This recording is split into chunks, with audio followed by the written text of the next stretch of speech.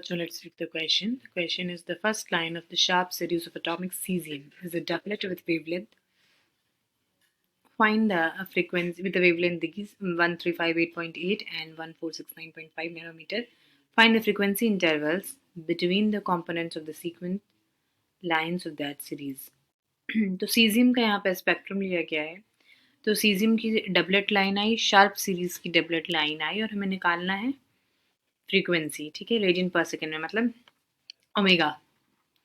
We need to find omega. ठीक है, और लैम्डा 1 लैम्डा 2 जो डबलेट आई है वो गिवन है. तो सबसे पहले तो लेट्स डिस्कस द कॉन्सेप्ट. यहाँ पे कह रहे हैं शार्प सीरीज. एटॉमिक स्पेक्ट्रा में शार्प, डिफ्यूज, फंडामेंटल, ये सारी सीरीज होती हैं. तो जो शार्प सीरीज होती है वो जो ट्रांजिशन, वैसे ट्रांजिशन को कहते हैं sharp series. NS to NP जो ट्रांजिशन होता है. N कुछ भी हो सकता है, 1 2 3. ठीक है, और ये भी कुछ भी हो सकता है, 1 2 3 4 हायर. तो S से P की जो लाइन आती है वो शार्प सीरीज में आता है. ठीक है, तो S तो नॉन स्प्लिटिंग होता है, इसका तो स्प्लिट होता नहीं है, तो P की ही स्प्लिटिंग होती है. वैसे ही फंडामेंटल और डिफ्यूज होती हैं. तो डिफ्यूज हम कहते हैं डी से पी के आने को, फिर एफ से डी को आने को फंडामेंटल. एनीवेज, तो ये दो लाइनें आ रही हैं और इन दोनों की वेवलेंथ गिवन है. Lambda 1 is equal to 1358.8 nanometre और लैम्डा 2 कितना गिवन है हमारे पास, 1469.5 नैनोमीटर. हमें निकालनी है फ्रीक्वेंसी. तो हम जो जानते हैं, क्या जानते हैं वो, कि delta E is equal to हम क्या लिख सकते हैं, एच म्यू. ठीक है, और ओमेगा इज इक्वल टू क्या होता है, 2 पाई म्यू. तो इस फॉर्मूले को थोड़ा मॉडिफाई करना होगा.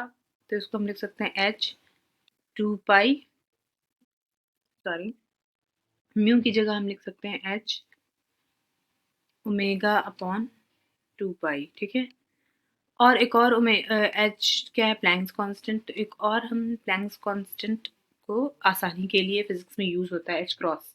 तो एच क्रॉस की वैल्यू क्या होती है, ये भी एक कांस्टेंट है, एच अपॉन 2 पाई. तो एच अपॉन 2 पाई को हम क्या लिख सकते हैं, H cross delta E is equal to H cross omega. तो फ्रीक्वेंसी क्या आ जाएगी, omega is equal to delta E upon H cross use करना है. तो लिख सकते हैं omega is equal to delta E, मतलब 1 अपॉन एच क्रॉस, और डेल्टा ई की जगह हम क्या लिख सकते हैं, H C upon lambda 1 minus H C upon lambda 2. ठीक है, which is equal to 1 upon H cross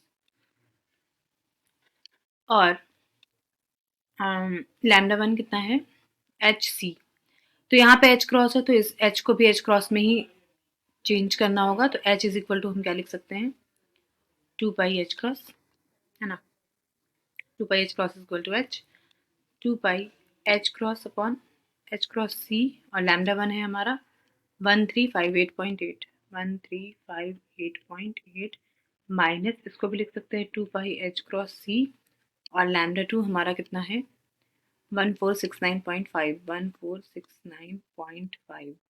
ठीक है, इसको सिंप्लीफाई करेंगे तो हमारे पास क्या बचेगा, यहाँ से तो हम 2 पाई एच क्रॉस सी कॉमन ले सकते हैं अपॉन एच क्रॉस. तो ये आ जाएगा 1 अपॉन 1358.8 माइनस 1 अपॉन 1469.5. तो एच क्रॉस और एच क्रॉस कैंसिल हो गया. 2 पाई सी एक कांस्टेंट है और इसको सॉल्व करना होगा. आ जाएगा 18.84 इंटू 10 टू द पावर 8. ठीक है, और ये नैनोमीटर में है तो ऊपर ये हो जाएगा 10 टू द पावर 9 ऊपर आ जाएगा दोनों में, अगर इसको हम मीटर में कन्वर्ट करेंगे. ठीक है, 1358.8 अपॉन 1469.5. तो सॉल्व करने पे आएगा ये 10 टू द पावर 17 तो हो गया ये ऊपर में, और इंटू 0.00104. तो इसको हम कैसे लिख सकते हैं, हम लिख सकते हैं 10.4 इंटू 10⁻13 रेडियन पर सेकेंड। ही फ्रीक्वेंसी रेडियन पर सेकेंड में। I hope you will understand. Thank you.